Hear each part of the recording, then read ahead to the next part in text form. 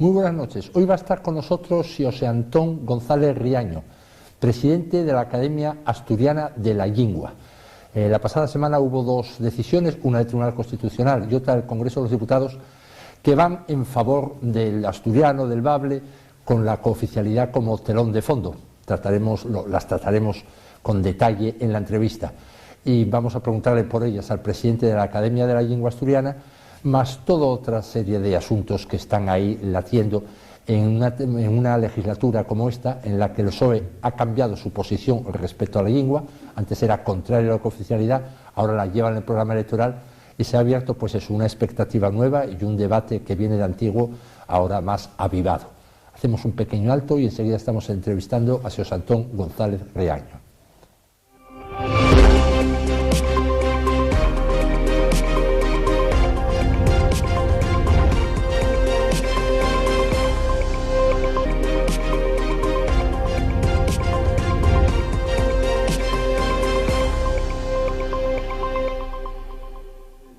Bien, como les hemos dicho antes, con nosotros está José Antón González Riaño, que es el presidente de la Academia de la Llingua Asturiana. Evidentemente vamos a hablar de la lengua y vamos a hablar de muchas cosas relacionadas con ella. Muy buenas noches, don José Antón, bienvenido a La Lupa. Bueno, buenas noches y gracias. A usted por venir. Vamos a ver, le voy a hacer unas primeras preguntas para que nos situemos todos lo que es la Academia de la Lengua, que todo el mundo oye hablar, pero para saber algunas cosas. ¿Cuál es el cometido de la Academia, el principal cometido, el principal objetivo? Bueno, los estatutos de la Academia de la Lengua Asturiana lo que plantean básicamente es que la institución tiene dos funciones. Una función normativa, y es decir, dar la normativa desde el punto de vista ortográfico, del léxico, de la gramática. Por eso la Academia fizo les normes ortográficas para escribir en asturiano, el diccionario normativo de la lengua asturiana y la gramática normativa de la lengua asturiana. Ese es el labor principal de la institución lingüística, digamos, el trabajo de normativización de la lengua. Pero después tiene otra función también muy importante, que es la tutela de los derechos lingüísticos de los asturianos. Y es decir, la Academia, per un lado, fai un labor técnico, científico de normativización, y luego tiene otro labor digamos, de tutela, de vigilancia de que los derechos lingüísticos de los asturianos se cumplen en Asturias.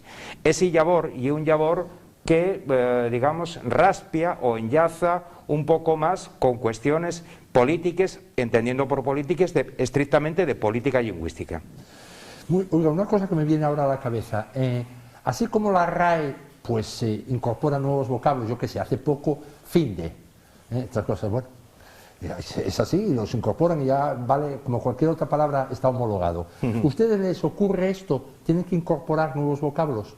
Vamos a ver, nosotros lo que tenemos y dentro de este labor técnico-científico, lo que llamamos el Centro Termás, de nueva terminología en asturiano. Y hay, digamos, aportaciones de ámbitos científicos, tecnológicos, sociológicos, con propuestas fechas por parte de, digamos, de técnicos en esos apartados. Entonces, si entramos en la página web de la Academia, vemos lo que es el Centro Termast de nueva terminología en asturiano, y ahí hay propuestas de innovación, como te decía, de todos los ámbitos científicos. Al año hacemos como 3 o 4 nueve series de termás, y es decir, nueva terminología en asturiano, a partir de propuestas pues de matemáticos, de físicos, de biólogos, de sociólogos, de antropólogos, de músicos, de directores teatrales. O sea, hay todo un ámbito de nueva terminología.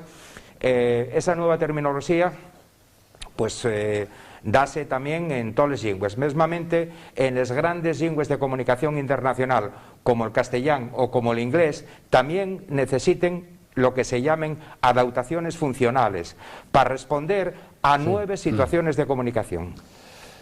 ¿Cuántos académicos hay y cómo es la elección de los académicos? Bueno, Yo creo que en este momento tenemos 20 académicos de número, sí. Porque tenemos académicos de número, académicos correspondientes y académicos de honor. Los académicos de número son 20 y digamos que les elecciones o los criterios para escoger nuevos académicos son, digamos, criterios internos. De algún miembro de número propón al pleno de la academia que cada año se escuella o una nueva persona que sea miembro correspondiente o miembro de número o miembro honorario. Faise una votación entre los miembros de número y de esa votación, digamos, que surden los nuevos académicos. Como el funcionamiento es exactamente similar al que en este sentido lleva adelante, por ejemplo, la Academia Española de la Lengua. Bueno, el presidente, su caso, ¿cuántos plazos, cómo es? ¿Se elige por cuánto tiempo? ¿Cuánto tiempo cabe de reelecciones? En fin. Bien, el plazo de presidente de la Academia de la Lengua, del secretario, del vicesecretario, de los cargos, digamos, de la Comisión de Gobierno, son por 4 años. 4 años. Yo resulté escogido presidente de la Academia en 2017, quiere decir que este año, al rollo del mes de xunu más o menos, pues habrá otra vegada elecciones a los cargos directivos de la Academia de la Lengua Asturiana. ¿Y se puede presentar 2 y que haya competencia? Sí, puede presentarse, puede haber candidaturas alternativas, eso. Igual que, eso no se sabe, pero puede haber propuestas de nuevos académicos que no cuenten con el preste de los miembros de número. Eso no se fai público para no desairar a una persona, en el seu caso, que foi propuesta y que non salió. Y puede haber, digamos, candidaturas alternativas. En los estatutos contémplase esa posibilidad sin ningún tipo de problema. La verdad es que, bueno, la Academia funciona como una institución en ese sentido muy cohesionada y trabállase mucho por consenso. Hay que tener en cuenta que en la academia, por ejemplo, como información, están representadas distintas sensibilidades políticas. Quiero decir, cada uno de nos tiene la su propia concepción política y de tal modo que en la academia pues hay sensibilidades más a la derecha, más a la izquierda, más de centro, pero funcionase con un consenso tácito en cuanto a las grandes decisiones, como pueden ser, por ejemplo, el nombramiento de los cargos directivos.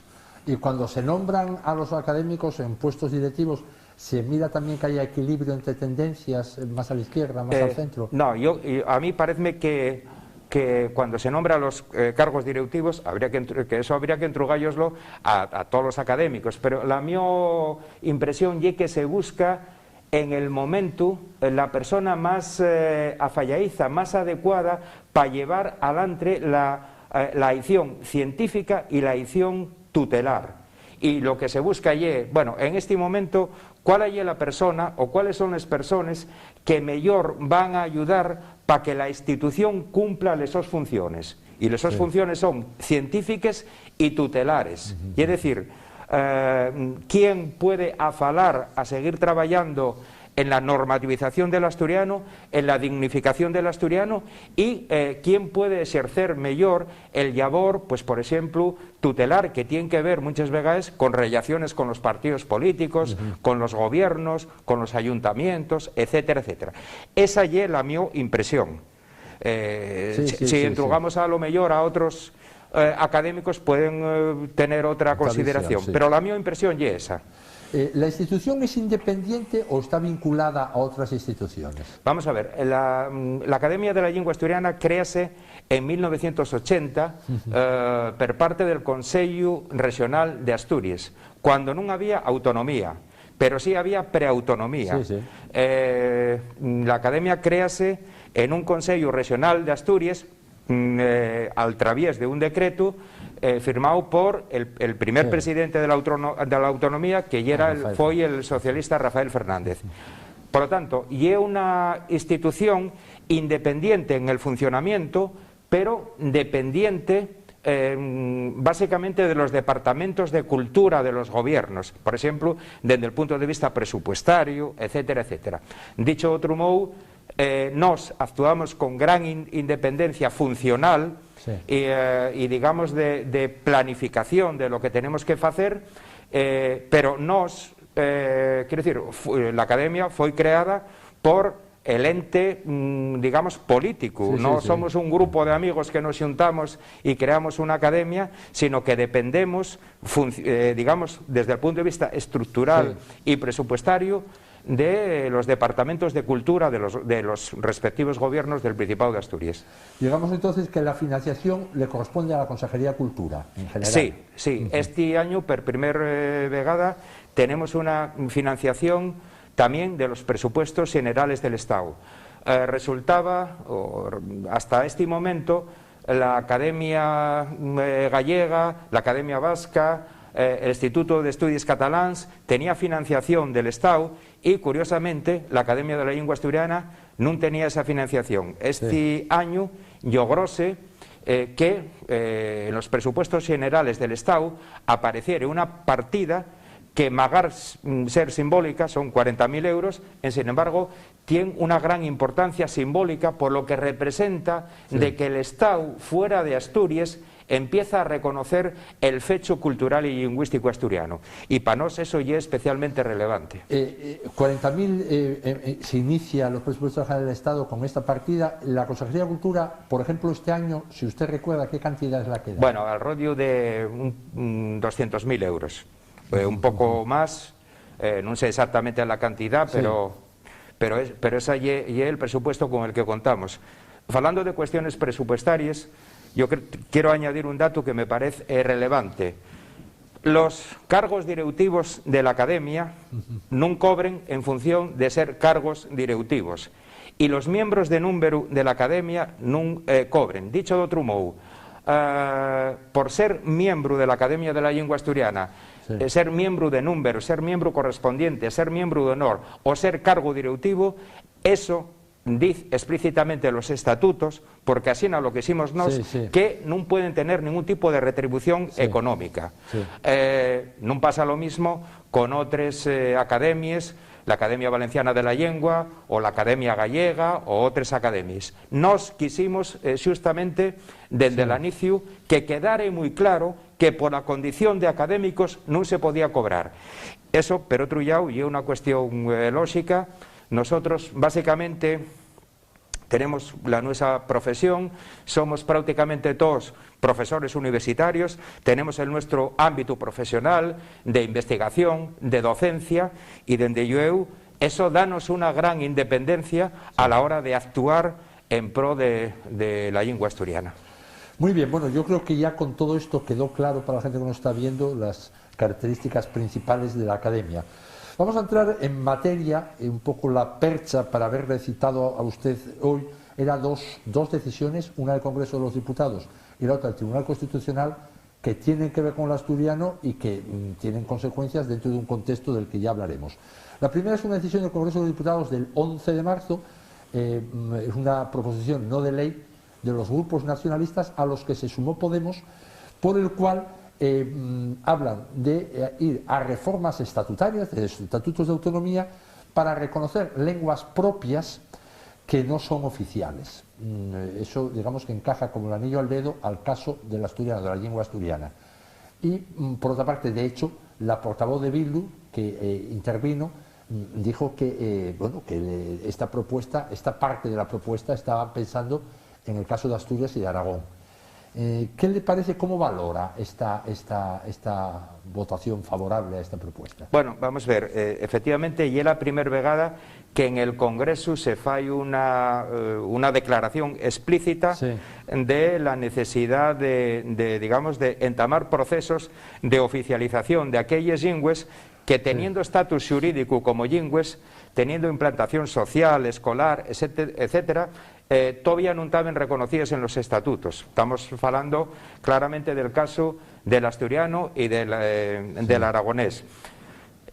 Vamos, yo quiero subrayar que esa aprobación non é só de grupos nacionalistas, e é verdad, e aí foi unha iniciativa de grupos nacionalistas, pero tamén de grupos de ámbito estatal como Podemos o el mismo grupo parlamentario socialista. El grupo parlamentario socialista, esa proposición non de ley salió con los votos de nacionalistas, de Podemos, de los socialistas, de Teruel Existe, de grupos canarios, de centro, de derecha e de izquierda. Por lo tanto, hai un espectro amplio el que per primer vegada reconoce el fecho lingüístico asturiano y para nosotros una, digamos, una anomalía constitucional, porque claro, en este momento en que da cuando aparecen tensiones territoriales, dende determinadas posiciones, pues afítase mucho a la importancia del respeto a la Constitución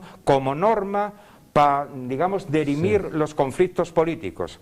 Bien, todos falamos del respeto constitucional, pero en Asturias hay una anomalía constitucional, porque la previsión constitucional es que todas las lingües serán oficiales en las respectivas comunidades autónomas, de acuerdo con los estatutos.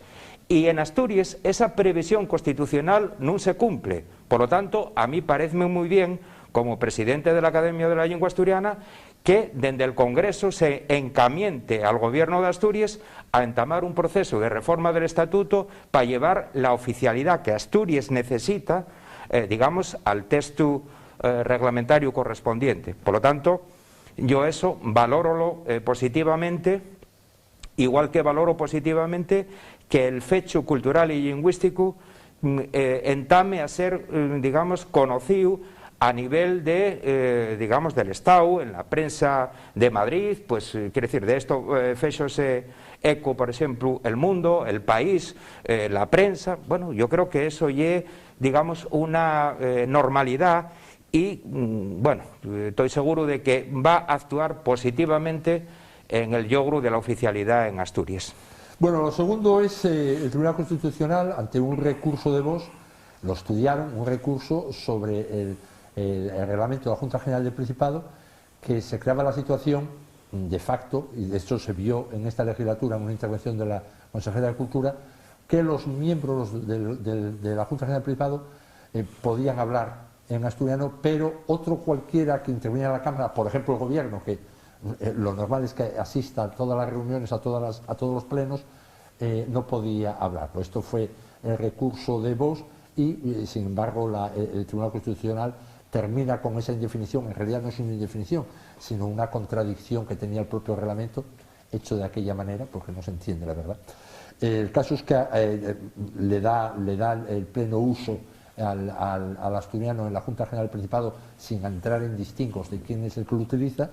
Y a partir de ahí, por ejemplo, usted hizo unas declaraciones, la calificó de una sentencia histórica, la del Constitucional, y dijo también que era un impulso, daba un impulso para decidir qué oficialidad queremos.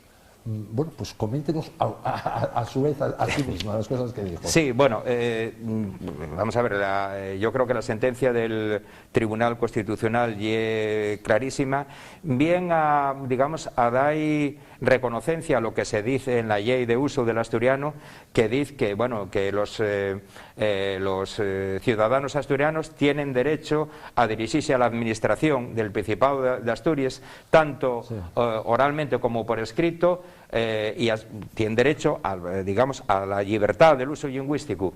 Lo que se propone con la reforma del reglamento del Parlamento asturiano y es justamente afitar la libertad del uso lingüístico. La mayor parte de las interacciones con esa libertad van a seguir siendo de momento en castellano, pero el que quiera emplear el asturiano puede emplearlo libremente. Eso ya es lógico y no podría ser que los, digamos que los parlamentarios entre ellos pudieran emplear el asturiano, pero si va un compareciente, como yo, que comparecí en la Xunta General, sería ilógico que no pudiera emplear el asturiano. Eso ya era una incoherencia que el Tribunal Constitucional, digamos, pone de manifiesto y, por lo tanto, refuga, rechaza digamos, la interposición a las contra que fixo un grupo parlamentario de la Xunta, en este caso el grupo de Vox.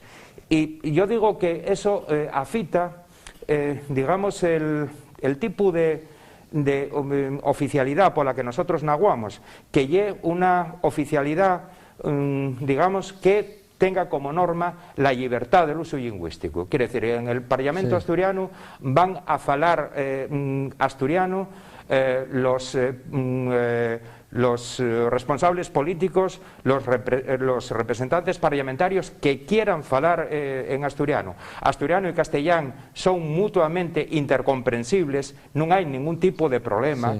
Non hai ningún tipo de problema, non podemos xugar a yo esa palabra que dixiste non la entendí, porque se xugamos a eso, tamén podemos xugar a yo esa palabra que dixiste en castellán tampouco la entendí. Asturiano e castellano son lingües moi averaes, con un mesmo orixe, que é el latín, e son lingües mutuamente intercomprensibles, igual que son el castellán e el gallego. En ese sentido, la sentencia del Tribunal Constitucional anuncia pola que nosotros naguamos, que é justamente la libertad lingüística. Y la libertad lingüística va a fitarse cuando tengamos un estatuto de autonomía que reconozca la oficialidad del asturiano al lado del castellán y que garantice que nadie va a ser discriminado en función del uso lingüístico. Esa es la valoración que yo faigo de la sentencia del Tribunal Constitucional. Una pregunta que le quería hacer. Estamos hablando todo el tiempo del asturiano. Yo, a lo largo de toda mi infancia, siempre decía bable. Luego yo me perdí algún capítulo, porque en un momento determinado noté, que ese fue fallo mío, por supuesto. En un momento determinado, bable no se debe decir, casi en el contexto, y se dice lingua, y a veces, bueno, se dice, yo creo que es más correcto lingua asturiana, pero claro, lingua, bueno, es una forma de decir en asturiano la palabra lengua, pero hay que decir cuál, no es lengua francesa, es lingua asturiana. ¿Por qué el bable es un término como mínimo inadecuado? Porque, por ejemplo, la ley de uso que vamos a hablar pone bable y asturiano. Sí, sí. Bueno, ¿por qué el bable? Nadie mejor que el presidente de la Academia para preguntárselo.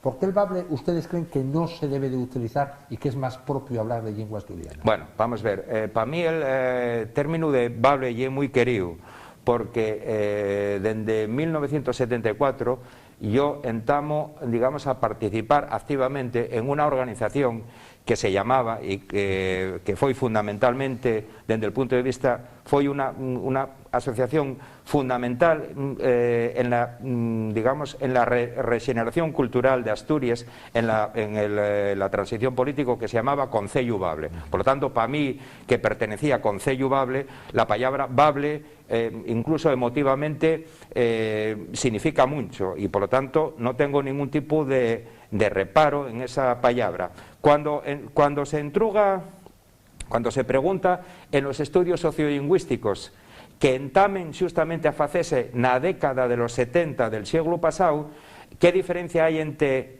bable, lingua asturiana y asturiano? La mayor parte de la población asturiana identifica esos conceptos como lo mismo, como la lengua propia de Asturias. Por lo tanto, bable, asturiano y lengua asturiana son lo mismo. Cuando la lengua propia de un ámbito territorial llega al ámbito de la enseñanza, al ámbito institucional, pues es normal que una denominación popular, como pueda ser, aunque con un origen culto, que es la de bable, pues digamos que esa denominación popular se intente dignificar por analogía y por homologación. Quiere decir, lo que se fala en Francia y es francés, lo que se fala en Galicia y es gallego, lo que se fala en Asturias y es asturiano. Pero otro lado, la denominación de asturiano tiene una gran tradición. En el Atlas Lingüístico de la península ibérica de los años 20 del siglo pasado, cuando se intrugaba en todas las partes de Asturias el nombre de la lengua propia de este territorio, cual en todos era mayoritariamente asturiano. Por lo tanto, en resumen, desde el punto de vista sociológico, la xente identifica bable como asturiano, como lingua asturiana y la mesma realidad lingüística. Desde el punto de vista, digamos, de la dignificación, lo normal é falar de el asturiano como la lingua de Asturias. Tamén sabemos que é el castellano, lógicamente, pero la lingua específica de Asturias é el asturiano. Sí. Y bueno, en los ámbitos académicos, universitarios, é normal que se fale de asturiano, de filología asturiana, sí, de especialidad de lingua asturiana, etcétera, etcétera. Y la denominación de bable queda más... magar el so anicio culto queda más para entendernos desde un punto de vista, digamos, popular y demás, ¿no? O sea que no hay ninguna valoración peyorativa si alguien usa bable. Vamos a ver, en el momento en que entama digamos, la recuperación lingüística de Asturias y la normalización social, y es más conveniente falar de asturiano o de lingua asturiana que de bable. Pero, desde el punto de vista de la percepción social, insisto, esos tres conceptos fan referencia a una misma realidad lingüística.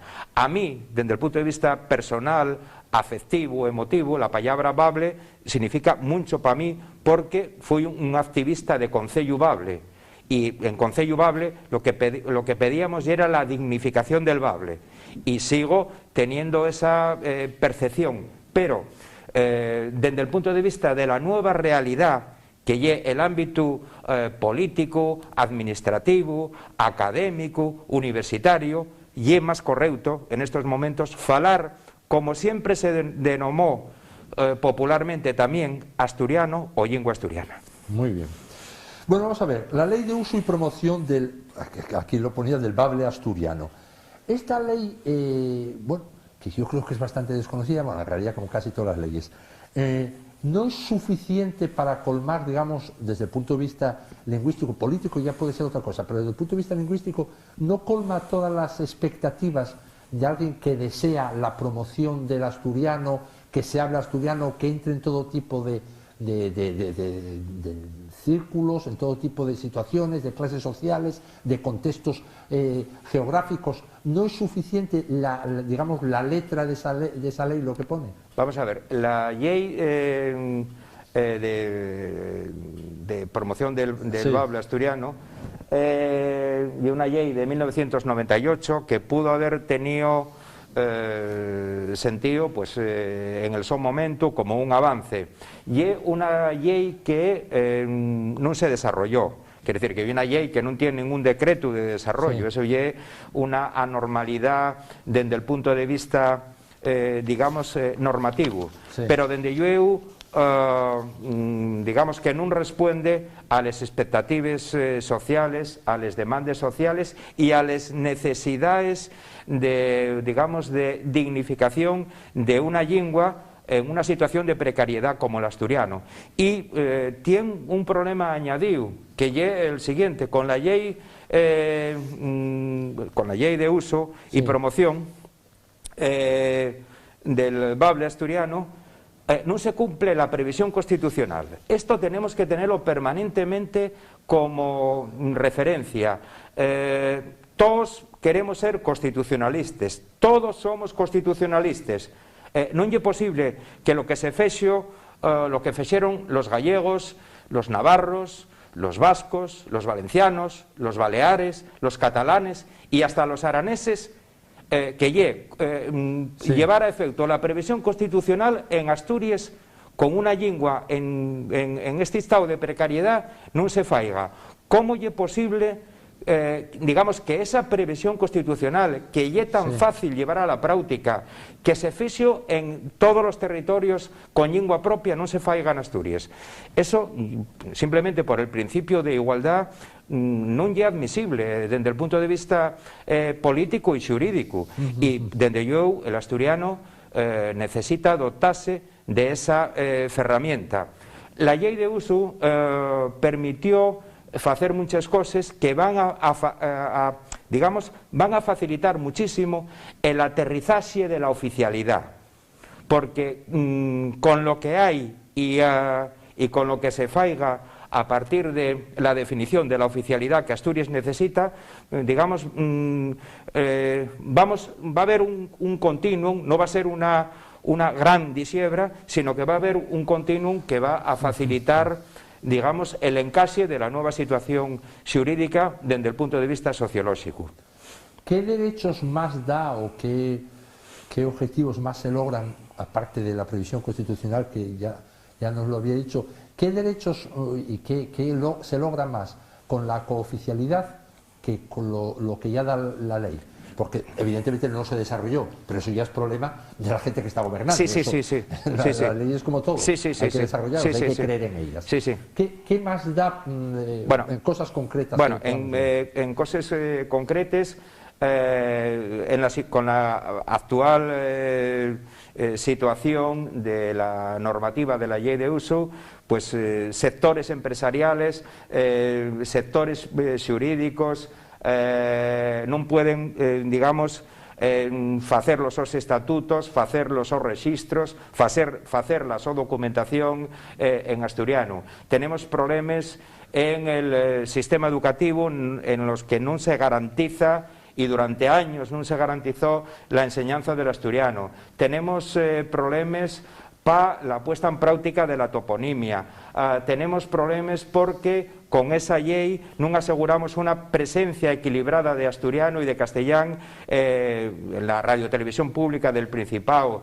Tenemos problemas desde el punto de vista mesmamente profesional, por ejemplo, con la especialidad docente de lengua asturiana, etcétera, etcétera. Y es decir, que los principales problemas que se deriven de la curtia normativa de la ley de uso y de la non puesta en práctica de la ley de uso, desde yo, van a quedar perfectamente subsanados con una oficialidad que non tiene por qué replicar el modelo de oficialidad que se fexo en otras comunidades autónomas. Asturias tiene que buscar la su propia medida de la oficialidad, quiere decir, una oficialidad afallada a la situación sociolingüística, sociológica y hasta sociopolítica de Asturias. Y en ese camino estamos en una situación en la que, logrado eso, la anomalía constitucional desaparece y el ejercicio de la libertad lingüística va a afitarse entre todos los asturianos. En realidad, de las cosas que usted acaba de decir, hay otra vez lo mismo de falta de voluntad política, porque la enseñanza, tal como viene la ley, podía tener todo el desarrollo, es decir, que fuera gradual, que fuera a libertad del alumno poder cursarla o no, pero podía desarrollarse todo lo del mundo dentro de la enseñanza. Otra cosa es que si no quieren el poder político y no quieren los funcionarios, ahí hay muchas trabas, eso de acuerdo. Ya. Diga. Evidentemente, la puesta en práctica de la ley de uso pudo haber sido más eficaz, pero donde yo, de acuerdo con lo que se falla en otras comunidades autónomas, rebasa muchísimo los derechos lingüísticos de los asturianos. ¿Y por qué tenemos que renunciar los asturianos al pleno ejercicio de la libertad lingüística? Si eso está recogido en la Constitución, ¿por qué se fexo en todos los sitios menos en Asturias? Bueno, eso es de algo que tenemos que responder y que tenemos que solucionar, y yo estoy seguro de que vamos a solucionar. Yo vi sobre esto intervenciones, por ejemplo, una cosa que oí muchas veces. No te puedes dirigir en asturiano a las instituciones, al Principado. Hombre, al Principado no es que puedas, es que les toca contestarte a la fuerza. Si no lo hacen, están infringiendo la ley. Y aún más, una cosa que la gente dice, la cooficialidad no por esto, y esto que voy a decir está ya en esta ley. Se pueden dar puntos por concurso y oposición al que sepa el asturiano para entrar. No, es que con la cooficialidad va a haber. No, si es que está en la ley. No, eso ya está. Y este, digamos, que sería de los puntos de más fricción entre las dos visiones, sí o no a la cooficialidad. ¿Por qué? Por el desarrollo que, y hablaremos cuando hablemos de cooficialidad de esto, por el desarrollo que hubo en otras comunidades autónomas, digamos, no sé si abusivo o no, pero bueno, por ejemplo en el País Vasco, además, el saber el idioma acaba siendo da tantos puntos. Vemos otros ejemplos a lo mejor en Baleares, que tienen que marchar médicos. Es decir, es de los puntos más conflictivos y ya está en la ley, ya está.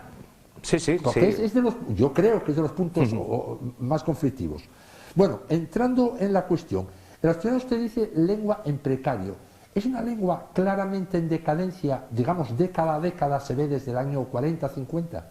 Vamos a ver, el asturiano y era, bueno, hasta la entrada masiva de los medios de comunicación, fundamentalmente de la televisión en los años 60, pues era una lengua que tenía una gran vitalidad en los pueblos, en contextos rurales, en villes y demás. Quiere decir, la televisión actuó como un elemento de uniformación lingüística, inevitablemente, y aparte eso no es malo desde el punto de vista, digamos, de colaborar a un mejor uso del castellano. Efectivamente, el asturiano es una lengua en una situación de precariedad en cuanto a los medios de dignificación. No se percibe. Tenemos, por ejemplo, una gran literatura. Tenemos una literatura en asturiano que lleva un luxo, en fin, voy a baixar un poco el registro, lleva un luxo asiático lo que tenemos en cuanto a la literatura en asturiano. Tenemos una música en asturiano de distintos géneros, de folk, música de autor, rock, de una valía enorme, pero hay aspectos que todavía no los logramos. No tenemos una presencia equilibrada de asturiano y castellano en los medios públicos. No tenemos programas informativos en asturiano, programas deportivos, magazines en asturiano. No tenemos una visualización del asturiano en el ámbito institucional, parlamentario, y dende yo eso una lengua digamos tan pequeña como el asturiano necesita esos medios para por lo menos caltenese y asegurar, digamos, que el futuro dependa de la libertad del uso lingüístico. Para poder utilizar el asturiano hay que conocerlo mínimamente, hay que verlo dignificado, hay que ver cómo funcionan los medios de comunicación en el ámbito institucional, etcétera, etcétera. Si usted le toca, y que le tocará, me imagino, informar sobre esto, sobre la cooficialidad cuando avance más en la Junta General del Principado, o por ejemplo, si usted tiene que ir al Congreso de los Diputados y convencerles de lo que está pasando, si a usted le preguntan, somos 1.018.000 habitantes, si usted tuviera que decir un número aproximativo, ¿cuánta gente habla asturiano hoy día en Asturias? Bueno, vamos a ver, hay un dato muy interesante y que se corresponde con, digamos, con la alfabetización. Vamos a ver, el sociólogo que mejor conoce la realidad sociolingüística de Asturias es Francisco Hierba Ramo. Sí. En el último estudio, 2017-18, él planteaba que el porcentaje de asturianos que dicen entender el asturiano, ser capaz de falarlo, ser capaz de entenderlo por escrito y ser capaz de escribir, y es decir, entender, falar, leer y escribir, y es del 25%. Eso correspóndese con el porcentaje, digamos, de los alfabetizados desde 1984, que es cuando entama la enseñanza del asturiano. Porque, claro, ¿da cuándo? Básicamente fuera de Asturias. El asturiano, y era lo que nos faltaba, una nueva lengua que están inventando. Sí, pero entonces empezamos a hablar, oye, no estamos inventando nada, la Academia de la Lengua tiene 40 años, la escolarización del asturiano lleva 40 años, el que no lo sepáis fuera de Asturias no quiere decir que esa realidad no exista. Entonces, para mí un dato muy relevante y es que ese dato de la conciencia del 25% de la población asturiana que tiene las 4 habilidades lingüísticas de entender, falar, leer y escribir. Y es un dato que se corresponde con todo el proceso de escolarización desde 1984. Yo quédome con ese porque digamos, cuantitativamente el más inequívoco, y aparte fala de las cuatro habilidades, no solo de yo entiendo y falo, sino no, yo entiendo, falo, leo y escribo, o soy capaz de entender, de falar, de leer y de escribir. Bien, la oficialidad, ¿cómo la ve usted en lo concreto? ¿Cómo debería ser? ¿Qué pasos hay que dar? ¿Cómo la implantaría usted? Bueno, se implanta por una ley, pero bueno, ¿cómo ve el desarrollo? Bueno, yo entiendo la oficialidad desde el punto de vista del consenso político. Yo creo que la oficialidad tiene muchas más posibilidades de aplicarse eficazmente si se logra con el consenso político. Hay que tener en cuenta una cuestión. Los estudios sociológicos y sociolingüísticos dícennos que el consenso social mayoritario a favor del idioma y de la oficialidad está logrado. Y es decir, que la cuestión lingüística es un tema transversal. Non val querer decir que, desde el punto de vista de la opinión de la xente, les izquierdes van per un llau y les dereches van per otro, por simplificar mucho. Socialmente percíbese como un tema transversal, y ese consenso social mayoritario según todos los estudios. Esto que pasa socialmente hay que trasladarlo al ámbito político. Por lo tanto, lo deseable es que la oficialidad algame el mayor consenso posible en relación con los grupos parlamentarios de la Xunta General del Principado. Bien, logrado ese consenso, que hay que insistir muchísimo en esa necesidad, pero haciendo una matización. Si no se logra el consenso, que es deseable y que yo voy a trabajar por lograr, y ya estoy trabajando por lograr ese consenso, lo que no puede ser es que la minoría se imponga a la mayoría. Y claro, y es que la mayoría para reformar el Estatuto de Autonomía de Asturias y una mayoría muy cualificada, y de los 3/5 de la Xunta General, no es una mayoría absoluta, no, es una mayoría muy cualificada. Hay que buscar el consenso y hay que hacer un enorme esfuerzo del consenso, porque la puesta en práctica de la oficialidad va a depender de ese consenso. Pero bueno, dicho esto, también yo añado siempre entre paréntesis, en todo caso, si no se logra, no puede ser que la minoría se imponga sobre la mayoría.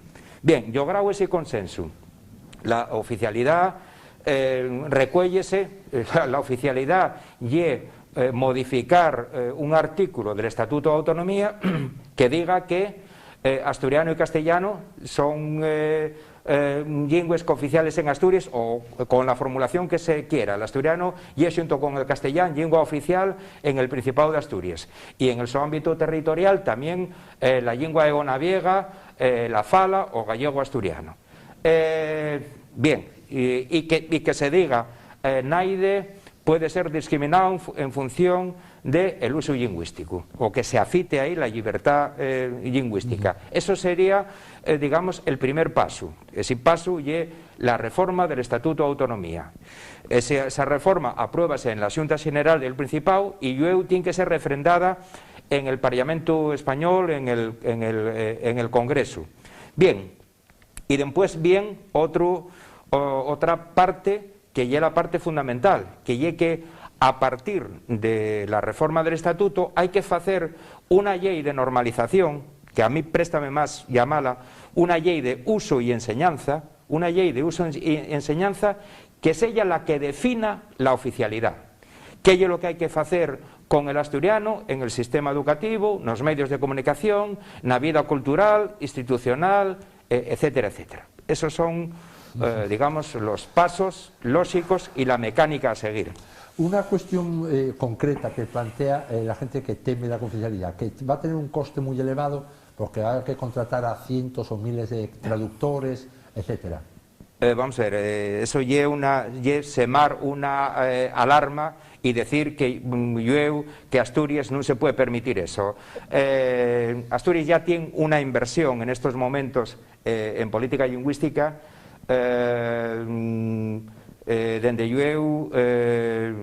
Asturias tiene una serie de características que permiten hacer una política lingüística, por decirlo de algún modo, de libro. Somos una comunidad uniprovincial, 1 millón de habitantes. No tenemos diputaciones provinciales, nada más tenemos una universidad, y es una universidad pública. Poner en práctica la oficialidad en Asturias en estas circunstancias digamos, implica una dinámica absolutamente sencilla. Imaginemos lo que representa Galicia con con 4 diputaciones provinciales, un parlamento, 3 universidades. Quiere decir, y una dinámica mucho más compleja. Nos tenemoslo mucho más sencillo, y eso quiere decir que organizativamente, presupuestariamente, todo sea mucho más sencillo. En una situación de oficialidad, el presupuesto destinado al asturiano pues puede ser al rodio del 0,5%. Claro, hay que tener en cuenta que el presupuesto destinado a la oficialidad hay que entenderlo como una inversión. Ese presupuesto revierte también desde el punto de vista socioeconómico en industrias audiovisuales, discográficas, editoriales, en el turismo, etcétera, etcétera. Y desde yo hay estudios sobre lo que implica, por ejemplo, la cultura, la planificación cultural en Galicia vehiculada en gallego, y lleva un activo económico en Galicia absolutamente importante, que nos tenemos que también tener en cuenta, ¿no? Bueno, unos 45 millones de euros más o menos. No. Hombre, si es 1%, ¿no? Son 10 millones cada No, 0,5%. Ah. No. O sea, la mitad de lo que dije. Exactamente. 22 millones. Sí, escasos. Sí. Había calculado el 1%, sí. 22 millones. Bueno, lo nombraba usted antes, traeremos luego lo del consenso. En la escala política, si uno mira así, parece que en el caso asturiano, que no es el vasco, ni es el catalán, ni es el gallego, lo que voy a decir es muy distinto, los grupos de izquierda, todos están por la cooficialidad. La excepción era el PSOE, pero cambió de tesis, vamos a decirlo, jacobinas de Javier Fernández, Álvarez Ares y demás, a lo que plantea ahora Adrián Barbón, ya programáticamente, y la derecha son 19 diputados, y por lo que dicen, menos uno, que estaría a favor de la cooficialidad, todos los demás no. Es decir, si mañana se votara en el Parlamento, se vería una división política radical, que no se da en ninguna otra región, porque Pujol no es de izquierdas, Ibarretxe no es de izquierdas, Urkullu, Feijóo, etcétera, etcétera, etcétera. Aquí, bueno, ¿para qué vamos a discutir de dónde viene todo esto? Pero la realidad es esa en este momento. Bueno, ¿cómo juzga esa situación y cómo van ustedes en la medida que usted dice que está trabajando por ello, cómo va a operar cuando está tan claramente dividido? Bueno, vamos a ver, esa disiebra que hay en cuanto a la cuestión lingüística desde el punto de vista parlamentario, que no es sociológico, quiere decir, desde el punto de vista sociológico, la cuestión lingüística es una cuestión transversal, que quiere decir que no forma parte de ideologías ni de derechas ni de izquierdas, forma parte de todo el espectro político desde el punto de vista sociológico. Da la sensación en este momento que puede haber tal como usted decía, una disiebra, los partidos, por denomarlos de algún modo, de izquierdas favorables a la oficialidad y los de derechas con la rocea correspondiente. Bueno, eso en primer lugar y una cuestión meramente coyuntural. A finales del siglo pasado hubo un intento de reforma del Estatuto de Autonomía de Asturias, y quien se planteaba la oficialidad del asturiano y era el Partido Popular, y quien se opuso radicalmente fue el Partido Socialista. Por tanto, para que nos fijemos de lo coyuntural que lle. Quiere decir que los que tenemos memoria, usted y yo tenemosla, sabemos que en ese intento que hubo de reforma del Estatuto de Autonomía, a finales al rodio de 1999, y era el Partido Popular quien defendía la oficialidad. En este momento, quien defiende la oficialidad, yo de un proceso yo creo que interno muy interesante, de tener en cuenta las opiniones de desear libertad fundamentalmente a la militancia del PSOE. El PSOE asítiase a favor de la oficialidad, y pareceme que coyunturalmente nada más el PP pudiera estar a las contras. Hay que decir también que desde el punto de vista histórico, quien defendió la pervivencia del asturiano en el siglo XIX y a principios, en los centamos del siglo XX, y eran fundamentalmente la derecha más tradicional, más conservadora, más apegada al ámbito rural, etcétera, etcétera, incluso la Iglesia. Sí. Por lo tanto, ahí hay también otro elemento histórico que hay que... pero fácil de explicar. En todos los lados pasó eso. Sí, sí, frente a la industria y la izquierda y obreros de fuera estaba el sentimiento tradicional que era el del bable. Exactamente, sí, exactamente. Sí. Esa es la cuestión. Pero ya que lo coyuntural demuéstrase por el hecho que comentaba de que el PP en 1999, es decir, va 20 años, defendía la oficialidad, y en este momento yo creo que coyunturalmente asitióse en una posición digamos contraria. Seguramente otros fenómenos a nivel del Estado pues ayuden bueno, a esa toma de posición táctica por parte del PP, que donde yo y una posición digamos respetable. Yo creo que en este momento que está camudando, y yo creo que tenemos que ayudar a que el PP, que es un gran partido de implantación a nivel de España, pues digamos entienda que lo que se quiere hacer en Asturias es una cosa razonable, y la previsión constitucional.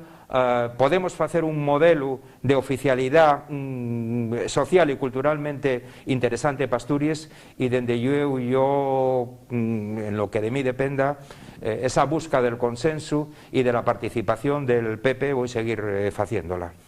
En realidad, no sé, me parece que de toda la entrevista es el punto que le veo más optimista. Aquella situación que usted dice es evidente, y se puede decir además que dirigentes estaban, Rozada, Cascos y demás, en aquel movimiento. Sí, sí. Fue un movimiento que lo conoció la clase política, que lo propició, por ejemplo, figuras de Izquierda Unida, etcétera, en ello, pero no era público, no era muy público. Hubiera sido una sorpresa en aquel momento la presentación, pero bueno, es cierto que los que más mandaban lo estaban valorando hacerlo. A partir de entonces, lo que está ocurriendo del PP respecto, y la derecha en general, que ahora ya se amplió a más grupos, respecto al bable, no es una toma táctica, es encontrar un punto central. Con la anterior presidenta incluso quiso hacer una campaña electoral como punto principal el ataque al asturiano en cuanto a la oficialidad. Es decir, todos los grupos de derechas aquí, en este momento, son muy reacios. Con la sesión de Foro, que está mutando en muchas más cosas, no en esto. Foro era muy contrario, el partido que hizo intervenciones más duras en la Cámara respecto a los gobiernos del PSOE, y actualmente es un aliado más o menos del PSOE. En esta cuestión también cambió. Pero no es fácil lo que usted dice.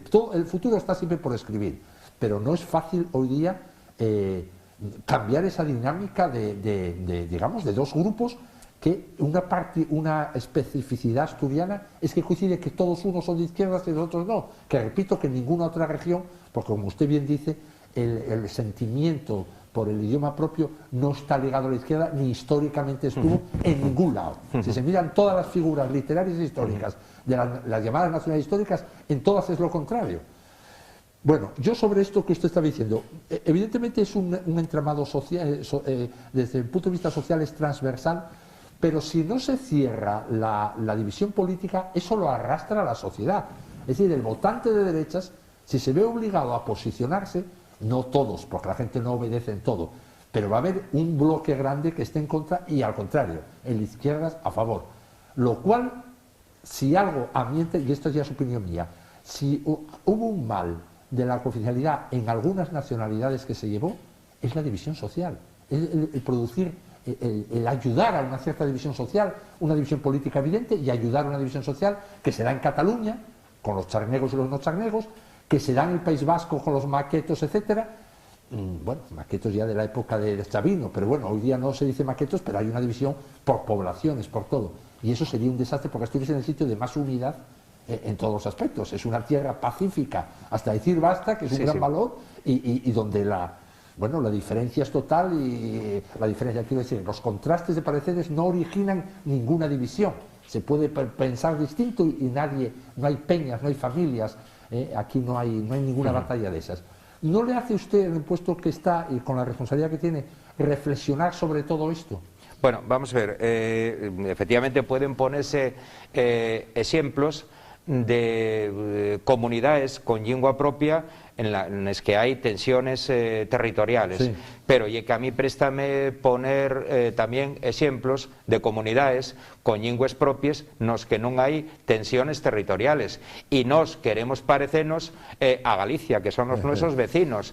Quiere decir, la convivencia lingüística en Galicia y modélica, el caltenimiento, la dignificación de la lingua en Galicia y modélica, las implicaciones económicas de la cultura vehiculada en gallego en Galicia son enormes. Nosotros queremos, digamos, tomar esa referencia y nosotros, digamos que llamamos a la responsabilidad política para lograr el consenso, para hacer de la cuestión lingüística y cultural un bien para Asturias, no un elemento de disiebra. Y ahí tenemos mucha responsabilidad, los dirigentes políticos, dende yo, los responsables políticos, y bueno, para no hacer de una cuestión digamos que ye natural, que tiene una base jurídica y constitucional clara, que debería formar parte de los afectos de todos los asturianos y que debía ser un elemento de cohesión social, no hacer de eso un elemento de disiebra social. Y yo por eso demando de la inteligencia de los políticos la busca de ese consenso, y por eso yo estoy muy enfocado en lograr ese consenso. Y podemos lograr el consenso en cuanto a la reforma del Estatuto de Autonomía, pero yo lo que es más importante o tan importante, participar activamente en el consenso de la ley que desarrolle la oficialidad. Y yo creo que eso tenemos que lograrlo, porque los asturianos somos un pueblo inteligente, con gran experiencia política, un pueblo abierto, moderno, europeo, y eso tenemos que lograrlo, y desde yo tenemos que lograrlo tomando como modelos a aquellas sociedades de convivencia pacífica de las lenguas, y el ejemplo más claro, más próximo y digamos y más evidente y el caso de Galicia, ¿no? Aquí tenía puesto Galicia diferente, y antes cuando empezábamos a hablar usted antes de la entrevista decía, es un caso diferente. Y bueno, y aquí llegamos a un punto, yo creo, a mí me parece clave, esa absoluta unidad gallega, esa, digamos, no hace falta pacificar, es que ya de por sí es algo natural que se haya elevado tal. Yo creo que descansa sobre un punto singular de Galicia, y usted lo sabe mucho mejor que alguien que no es estudioso de esto, es que entre un 98 y un 99% de los gallegos hablan gallego. Esto es clave. Imagínese usted que en vez de ser 250.000 asturianos fueran 1.018.000 no. Es que esta conversación ya no se hubiera dado, la situación tampoco vendría, no habría ninguna tensión. Bueno, lo de los medios o no se hubiera organizado de la manera que sea, pero es que estamos hablando de una lengua que iguala al castellano en conocimiento, mientras que en todos los otros casos, por muchas raíces históricas que tengan y muchos derechos y demás, hay un decalage, hay una diferencia entre la gente que sabe la lengua propia, vernácula, a la gente que habla la lengua de cultura, digamos, la lengua que metió los medios, evidentemente lo de la televisión en los años 60. Eso es una situación propia de Galicia, que es muy difícil de... Bien, esa es una situación sociológica de Galicia a tener en cuenta, pero después hay otras, quiero decir, la explicación de la situación de la convivencia pacífica y lingüística en Galicia, de la rentabilidad social, cultural, incluso económica de la oficialidad del gallego, deriva no solo de esa realidad digamos, de uso por parte de la población, una población que ya era una población rural y que lamentablemente falaba gallego en ese momento porque no tenía acceso al ámbito de la cultura para poder falar en castellán. Pero ya que la cuestión de Galicia hay que interpretarla más allá de, efectivamente, de esa implantación lingüística del gallego, y ya que el proceso de recuperación y de dignificación del gallego entamó prácticamente en el siglo XIX. XIX. Y durante el primer cuarto de siglo hubo instituciones ya de, digamos, de dignificación literaria del gallego. Y durante el franquismo hubo instituciones mesmamente en el exilio que cuidaban, digamos, por la lengua propia. Y por lo tanto, no es solo la implantación, sino, digamos, el entamar un proceso de dignificación social de la lengua desde mucho antes, teniéndolo mesmamente a lo largo del franquismo. En los entamos del siglo XX y a lo largo del franquismo, Asturias ya era ya una sociedad industrial con un enorme movimiento obrero, y el enfoque social estaba justamente facíase coherente en función de esa industrialización y de ese movimiento obrero. Es decir, que los procesos históricos no son exactamente paralelos, pero no solo depende de la implantación social, sino de procesos políticos previos. Nosotros llevamos 40 años de intento de dignificación del asturiano. Tengo que decir que hubo grandes logros y que en este momento sabemos qué es lo que funciona, qué es lo que no funciona, qué modelos o ejemplos podemos seguir, en fin, qué niveles de aceptación podemos lograr con las medidas de oficialidad, etcétera, etcétera. Y en ese sentido creo que podemos recuperar con relativa facilidad una lengua, digamos, próxima genéticamente al castellán, intercomprensible y desde yo con un gran valir identitario desde el punto de vista cultural para la generalidad de los asturianos. ¿Usted no le reflexiona a veces sobre un hecho? Es el siguiente: en los sitios donde hay una fuerte recuperación oficial, pienso en País Vasco o en Cataluña, País Vasco mismamente, aquí al lado, entonces, pues todos los jóvenes en Castolas hablan, aunque sus familias, bueno, pues no sean euskaldunes, hablan el vasco, bueno, lo saben, que pasan los años, pasan las décadas, y la fuerza de la lengua de cultura, con los medios de comunicación, lo que avanzan con los jóvenes que saben, esos mismos jóvenes no lo hablan luego. Los jóvenes llegan a la carrera y escogen ya hacerla en castellano, casi todos en el País Vasco. Incluso lo justifican. Hombre, es que es muy complicado en el euskera, es un lenguaje más de lengua, digamos, doméstica, y es complicado traerlo. Es decir, todo el gran esfuerzo, enorme esfuerzo que están haciendo, la inmersión lingüística a los funcionarios, pagándoles el 100% de los sueldos porque estén en un caserío un año aprendiéndolo. Pese a todo ese enorme esfuerzo, incluso violentando procedimientos, un texto que tiene que estar en las dos lenguas, yo lo tengo visto en castellano, prácticamente no se lee de lo suave que es la impresión, de lo tenue, y en el otro lado está perfectamente. Pese a jugar así, al final esa sociedad, por razones que se escapan a lo que es la clase política y las instituciones, sigue practicando el castellano. No sé, uno va por Bilbao, va por Vitoria, y la presencia del euskera no tiene la potencia que corresponde al enorme impulso de la administración durante 40 años. Bueno, vamos a ver, el caso de Euskadi y un caso particular. En Euskadi hubo el drama de la violencia que, bueno, que todos lamentamos. Hubo un esfuerzo de recuperación lingüística enorme. Tengo que decir que no hay conflicto lingüístico en Euskadi. Quiero decir que lo que nos suena, por ejemplo, y digamos, tensiones derivadas del uso de las lenguas y tal, por ejemplo, en Cataluña.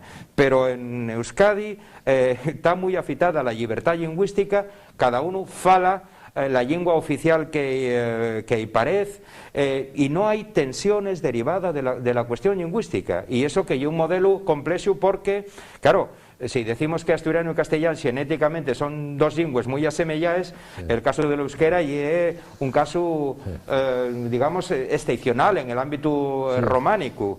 pero non hai tensiones lingüísticas en Euskadi. Hubo el drama de la violencia, pero dende va décades en Euskadi non hai tensiones derivadas del uso lingüístico.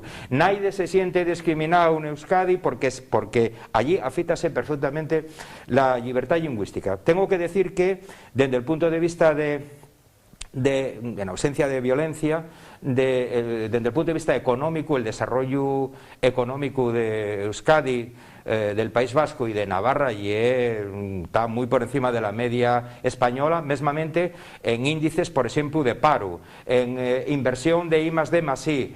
Pero usted ya sabe por qué es eso, porque sí, cuenta con unos recursos. Si nos los dieran a nosotros, sí. ¿cómo iría Asturias? Bueno, si nos los dieran a nosotros y lo sabemos emplear bien, porque tuvimos fondos mineros. Sí, pero no tenemos todos los años bien, el 100% del IRPF. Sí, pero tuvimos muchos años fondos mineros. Sí. Quiere decir, hay que tener recursos y hay que tener inteligencia para remanar esos recursos.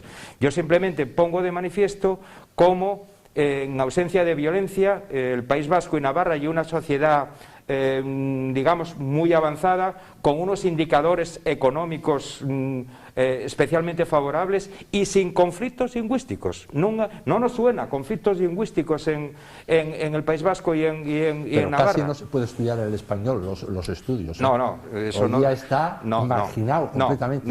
En 4 colegios en que van gente de otra etnia. Bueno, vamos a ver, la libertad lingüística implica en el País Vasco que hay 3 modelos lingüísticos, el modelo A, el modelo B y el modelo D. Como sabemos, en euskera no hay letra C y por eso no hay modelo C. Y uno y fundamentalmente enseñanza vehicular en castellano con enseñanza del euskera, otro y mixto, la mitad de los contenidos en euskera y la mitad de los contenidos en castellano, y otro y predominantemente en vasco con enseñanza de español. Los niveles yo dedico a eso, soy pedagogo y trabajo en didáctica de les lingües, es decir, metodología de enseñanza de les lingües. Los niveles de conocimiento, como muy bien subraya usted, de español en el País Vasco son muy altos. Los niveles de alfabetización en euskera son muy altos, y después la xente fala en lo que quiere. Si sabe falar euskera, sabe falar la lengua propia del territorio y deprendió perfectamente el castellán y quiere falar socialmente el castellán, ¿cómo vamos a criticar eso? Eso es un logro, eso es una muestra, una manifestación de la libertad lingüística. Nos también queremos lograr eso aquí, aunque insisto que en la mi idea de cómo tiene que ser el modelo lingüístico en Asturias, tiene que ser un modelo perfectamente ajustado a la nuestra realidad sociolingüística, sociológica y, añado yo siempre, sociopolítica. Y que de los que hay, si hubiera que decir algo parecido, sería más al gallego que a otros. Sí, a mí el modelo gallego gústame porque lleva un modelo donde no se percibe conflicto, donde hay una gran naturalidad en el uso tanto de una lengua como otra. Los medios de comunicación promocionen eficazmente las dos lingües. El sistema educativo llévase racionalmente la enseñanza de las lingües, y por lo tanto yo el modelo gallego llevo un modelo que me genera una sana envidia, y donde yo siempre protagonizado por la derecha, por una derecha que no renuncia a los dos principios ideológicos, pero que tiene en cuenta la realidad cultural de la comunidad que gobierna. Bueno, lo último que quería preguntar, vamos a ver, hemos repasado todo esto de el consenso, etcétera. Usted ya dijo antes que hay una mayoría de 3/5 que marca el estatuto, que si eso hiciera la hay, esa mayoría, pues con esa mayoría se puede tomar la decisión de la cooficialidad. ¿Ustedes descartan o no les gustaría que hubiera un referéndum que nunca podría ser vinculante porque no lo permite la Constitución, pero que fuera orientativo y que la gente votara sí o no a la cooficialidad? Bueno, vamos a ver, esa es una cuestión interesante. Vamos a ver, A nivel español, cuando se fala de referéndum, fálase de grandes problemas de Estado. Cuando se fala de el referéndum lle una palabra, digamos, cargada de una cierta solemnidad, y fálase de grandes cuestiones de Estado, de tal manera que fálase mesmamente del modelo de Estado, de la necesidad de un referéndum cuantes al modelo de Estado, monarquía-república, o fálase del referéndum para solucionar tensiones territoriales, etcétera, etcétera. Hombre, yo creo que la cuestión de la oficialidad de una pequeña lingua de una comunidad de 1 millón de habitantes, falar de un referéndum igual y tirar por elevación. Hay, digamos, hay que hacer aquí otras consideraciones, que son, bueno, pues los derechos humanos no pueden ser objeto de referéndum, y el derecho a la propia lengua y un derecho afitado en la Organización de las Naciones Unidas. Y bueno, en cualquier caso, bueno, lo que no puede ser es que en Asturias se pida lo que no se hizo en otro sitio. Cuando se faiga un referéndum para ver la oficialidad del gallego en Galicia o del valenciano en Valencia, podemos falar de un referéndum al rodio de la oficialidad del asturiano, o bien cambiamos la Constitución y quitamos el artículo 3.2 que dice que las demás lingües tienen que ser lingües oficiales. Yo creo que con esta idea del referéndum, bueno, igual val más no enxugar poles implicaciones que señalé al principio. Y después hay un xuego perverso en esta cuestión del referéndum, que ya era la siguiente. Claro, nosotros, tanto a nivel estatal como autonómico, somos una democracia parlamentaria. Claro, lo que no vale es que la minoría parlamentaria, cuando pierde una idea, quiera someterla a referéndum a ver si el pueblo la cambia. Eso es una perversión, claro. Si hiciéramos eso, pues permanentemente los grandes partidos que pierden, digamos, en el Parlamento la votación de una ley, sobre todo si la ley tiene alguna connotación desde el punto de vista de la, digamos, de la divergencia social, siempre querrían hacer un referéndum a ver si el pueblo tira lo que la democracia parlamentaria afitó. Ese xuego yo creo que no es válido, y dende yo no podemos emplear, digamos, para una lengua y una realidad tan concreta como Asturias, una palabra como referéndum, que tiene otras connotaciones y que sabemos, digamos, qué aplicaciones se demanden por algunos sectores a nivel español, por ejemplo, ¿no? Bueno, es que no, el referéndum tiene usted razón. Lo que pasa es que últimamente se usó para cosas. Aquí en esta ciudad se hizo referéndum con Podemos, pedido por Podemos. Es decir, que esa solemnidad para la OTAN, para la monarquía o república, ya se devaluó. Es más, las fuerzas de izquierda, aparte de las que hablan a favor y piden la cooficialidad, son las que para cosas todavía muy inferiores a la cooficialidad, porque considero muy inferior lo que se votó en Gijón, bueno, cualquiera, se hizo. En cuanto a, tiene usted razón, si lo pide la derecha es muy espurio, si pierden. Lo que pasa es que lo puede proponer el propio gobierno. Si el propio gobierno cree que la sociedad tiene que implicarse, aunque sea orientativamente, y lo que, por ejemplo, voten 150.000 asturianos, no digo que sean una gran mayoría, pero pues de hecho es una minoría, pero si votan 150.000 o 180.000 asturianos, que tiene algún valor, bueno, podría proponer el gobierno, podría pedir a los sectores sociales. Evidentemente, si lo pide quien pierde una votación parlamentaria, eso es bastante absurdo, porque es buscarse siempre, no sé, perdí el partido, pero vamos a echarlo a penaltis. Eso no tiene sentido ninguno. Sí, efectivamente, estoy de acuerdo con esa última consideración. Pero desde yo nosotros movémonos en la realidad de una democracia parlamentaria, que es la que fixa la Constitución, de una previsión constitucional, que es la cooficialidad de las lingües en los territorios. Movémonos en el terreno de los derechos lingüísticos, y los derechos lingüísticos son derechos humanos, y desde yo eso non puede ser obxeto de referéndum, e en todo caso en fin, eso podría considerarse cuando en los otros territorios se hicieran también referéndums, es decir, insisto, cuando en Valencia se faiga un referéndum sobre el valenciano o en Galicia sobre el gallego, no necesito ir a Cataluña o al País Vasco, por no poner situaciones con otras connotaciones. Cuando en territorios digamos, de ausencia de conflicto lingüístico se faiga un referéndum, entonces nosotros fairemoslo aquí tamén. Bueno, e é unha manera de falar. Lo que quero decir é que non se nos puede exigir a nosotros lo que non se fai en outras partes.